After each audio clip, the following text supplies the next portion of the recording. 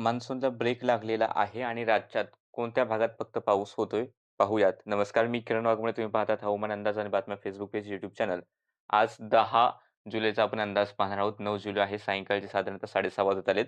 तर जो अंदाज दिला होता कालसाठी त्याप्रमाणे या ठिकाणी मध्य महाराष्ट्र घाटाच्या आसपासच्या भागांमध्ये मुसळधार ते अतिमुसळधार, तर काही ठिकाणी अतिवृष्टीच्या नोंदी झाल्या. कोकणाच्या उत्तर भागामध्ये अपेक्षेप्रमाणे मुसळधार ते अतिमुसळधार पाऊस झाला. कोल्हापूर घाटाकडे मुसळधार ते अतिमुसळधार पाऊस काही ठिकाणी पाहायला मिळाला.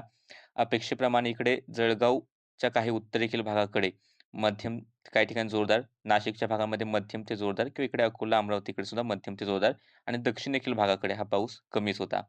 आणि आत्ता जर आपण पाहिलं की सध्याची सिस्टम्स काय आहेत, तर जे कमी दाबाचं क्षेत्र होतं ते आता इकडे उत्तर भारताकडे गेलेलं आहे.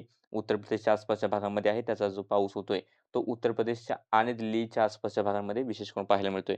राज्यात उत्तरेकडचे हे अशा प्रकारे उत्तर पश्चिमेकडचे कोरडे वारे वाहू लागलेले आहेत. परिणामी आज तुम्ही कोकण, घाटमाथ्यातही पावसात कमी पाहायला मिळत असेल. मराठवाडा विभागात, मध्य महाराष्ट्राच्या बऱ्याच भागांमध्ये आता ऊन सुद्धा पाहायला मिळालेलं आहे. आपण सॅटेलाईट इमेज जर पाहिली तर थोडंसं पावसाचे ढग इकडे अपेक्षेप्रमाणे गोंदिया, गडचिरोलीचे काही भाग, चंद्रपूर आणि भंडाऱ्याच्या काही भागामध्ये दिसतायत गडगड आणि पावसाचे हे ढग आहेत.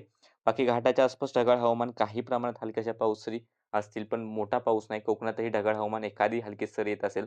इथेही विशेष पाऊस नाही आणि राज्याच्या अंतर्गत भागामध्ये काही अंशी ढगाळ वातावरण जरी असलं, तर हे ढग पावसाचे नाहीत.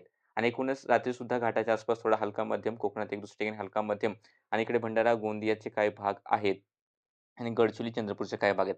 या ठिकाणी पावसाच्या नोंदी होतील. उद्याचा जर आपण अंदाज पाहिला तर उद्या सुद्धा जास्त काही शक्यता नाही. घाटाच्या आसपास मध्यम स्वरूपाचा पाऊस हा पाहायला मिळू शकतो. त्यानंतर कोकणात हलका मध्यम स्वरूपाचा पाऊस राहील. मध्य महाराष्ट्र अतिपश्चिमेकडील घाटाच्या जवळचे भाग हलका मध्यम पाऊस होऊ शकतो. गोंदिया, भंडारा, गडचिरोली, चंद्रपूर या ठिकाणी गडगडाट किंवा काही ठिकाणी बिना गर्जनेच्या पावसाच्या थोड्याफार सरी मध्यम स्वरूपाच्या किंवा थोड्या वेळासाठी जोरदार स्वरूपाच्या सरी राहतील, पण व्याप्ती तीव्रता कमी आहे. राहिलेल्या राज्याचा अंतर्गत भाग आहे. विशेष काही पावसाची शक्यता राहिलेल्या जिल्ह्यात, ज्या जिल्ह्यांची नाव घेतली नाहीत, ज्या भागाची नाव घेतली नाहीत, त्या ठिकाणी पावसाची विशेष शक्यता नाही. एखाद्या ठिकाणी जर का अपवाद वगळता म्हणजे एखाद्या ठिकाणी झालं तर हलकासा पाऊस होईल, नाहीतर राज्यात पावसाची शक्यता अंतर्गत भागामध्ये नाहीये.